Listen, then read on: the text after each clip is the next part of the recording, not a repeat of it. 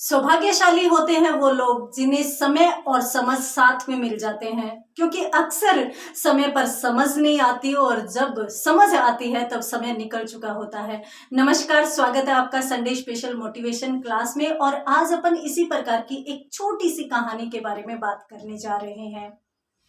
एक राजा जो बुजुर्ग हो चुका था, वो चाहता था कि उसके राज्य में एक भव्य समारोह का आयोजन किया जाए। उसके सभी के सभी मित्र राजा भी आमंत्रित हों।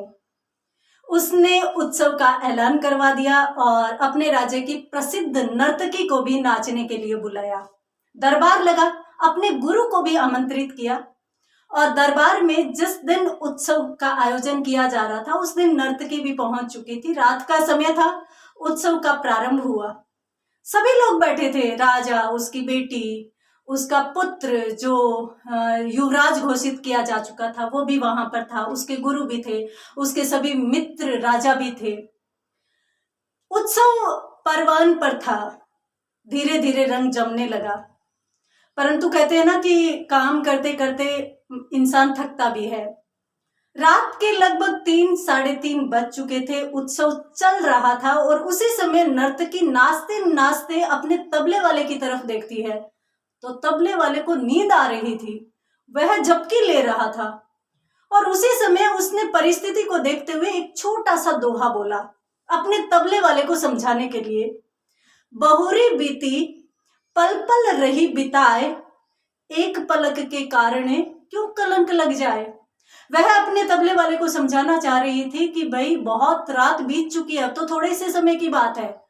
अब थोड़े से समय की जब बात रही है तो तुम क्यों आलस्य बिखेर रहे हो। थोड़े समय और अच्छी तरह से बजाओ ताकि अपना उत्सव बहुत अच्छा हो जाए और अपने राज्य में अच्छी रह जाए, अपना मान सम्मान रह जाए।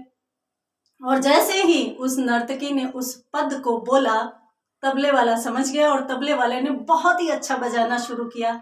नर्तकी नाचने लगी, परंतु ये एक बहुत बड़ा पद था। उस राज्य में जितने भी लोग बैठे थे उन सब ने इस पद का अलग अलग अपने अपने हिसाब से मतलब लगाया, अर्थ लगाया और सभी ने नर्तकी को भेंट देना शुरू किया। सबसे पहले गुरुदेव उठे और बहुत सी स्वर्ण मुद्राएं जो उनके हाथ में थी उन्होंने ले जाकर नर्तकी को दे दी। उसके बाद राजा की बेटी उठी, उसने अपना 9 लखा हार ले जाकर के नर्तकी को सौंप दिया। राजकुमार खुद उठा जो युवराज घोषित हो चुका था, वह अपना क्राउन ले जाकर के नर्तकी को सौंप देता है। राजा ने सोचा ये क्या हो रहा है, ये नर्तकी तो छोटे से पद के बहाने सबको लूट रही है। उसने वहीं पर उत्सव को बंद करवा दिया और फिर बोला कि ये क्या कर रही हो तुम तो मेरे राजा को लूट रही हो।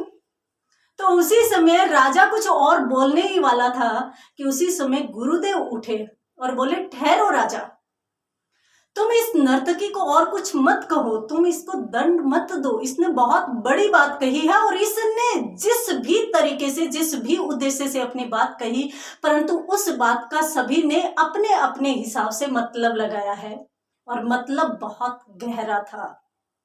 मुझे लगा कि मैं बुजुर्ग हो चुका हूं, मैंने आज तक जंगल में रहते हुए तपस्या की और अब जब मैं सिद्धि को प्राप्त कर रहा हूं, मैं ईश्वर के बहुत नजदीक हूं, उस समय मैं ऐसे उत्सव में भाग ले रहा हूं। तब मुझे यूं लगा कि मेरी उम्र तो बहुत ज्यादा बीत चुकी है और थोड़ी सी उम्र में मैं ऐसा कलंकित कार्य क्यों कर रहा हूं। तो मुझे इस नर्तकी के इस पद से बड़ी सीख मिली और इसीलिए मैंने इसको स्वर्ण मुद्राएं सौंप दी।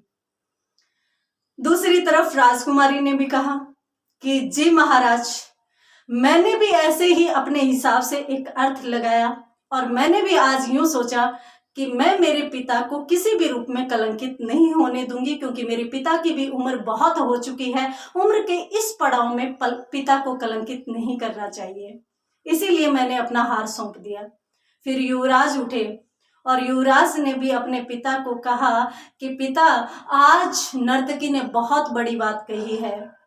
मैं आजकल सोचने लगा था कि मैं बड़ा हो रहा हूं, मेरी उम्र बीत चुकी है, बीत रही है, परंतु मेरे पिता मुझे राज्य नहीं सौंप रहे हैं।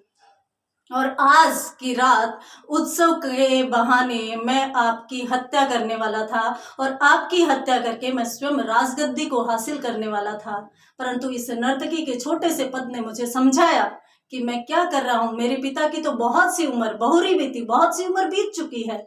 फिर एक पलक के कारण यानी थोड़े से समय के लिए मैं अपने ऊपर पितृ हत्या का कलंक क्यों मंढूं। मैंने भी अपने हिसाब से ये बड़ा अर्थ लगाया और आज मुझे मेरी गलती का एहसास हो गया। जो गलती मैंने अभी की नहीं थी, मैं करने वाला था। उसी समय राजा ने भी कुछ विचार करते हुए सोचा कि नर्तकी ने कही तो बहुत ही गहरी बात है। मैं भी जब इस उम्र पर आ चुका हूं तो मुझे उत्सव की क्या पड़ी। मुझे भी कहीं तपस्या करनी चाहिए, लोगों की भलाई करनी चाहिए। मुझे भी कोई ऐसा काम करना चाहिए जिससे मुझे स्वर्ग की प्राप्ति हो। और उसने भी फिर अपने बेटी का विवाह करवाया, अपने पुत्र को राज्य सौंप दिया और स्वयं जंगल के लिए निकल गया, तपस्या करना प्रारंभ कर दिया। उधर सब लोग नर्तकी के छोटे से पद के बड़े बड़े अर्थ लेकर के अपने आप को संभाल रहे थे। तो नर्तकी ने सोचा कि मैं क्या कर रही हूं, मुझे भी कुछ अच्छा करना चाहिए। क्या सीखे आप इस कहानी से? बहुत सी बार ऐसा होता है कि हम अपने उद्देश्य, अपने लक्ष्य की तरफ अग्रसर होते हैं और लक्ष्य की तरफ पहुंचते पहुंचते ऐसा होता है कि काफी बार अपने को असफलता का सामना करना पड़ता है और अपन वहां पर टूट जाते हैं, बिखर जाते हैं और अपन अपने लक्ष्य के नजदीक जाकर भी वहां से वापस लौट आते हैं। हमें लौटना नहीं है। बहुरी बीती यानी जब बहुत लंबा सफर अपनों ने तय कर लिया है तो थोड़े से सफर के लिए अपने को असफलता की तरफ मुंह नहीं मोड़ना है। हमें सफलता हासिल करके रहनी है। तो सफलता की तरफ बढ़िए, अपने लक्ष्य की तरफ हमेशा अग्रसर रहिए। इसी के साथ धन्यवाद।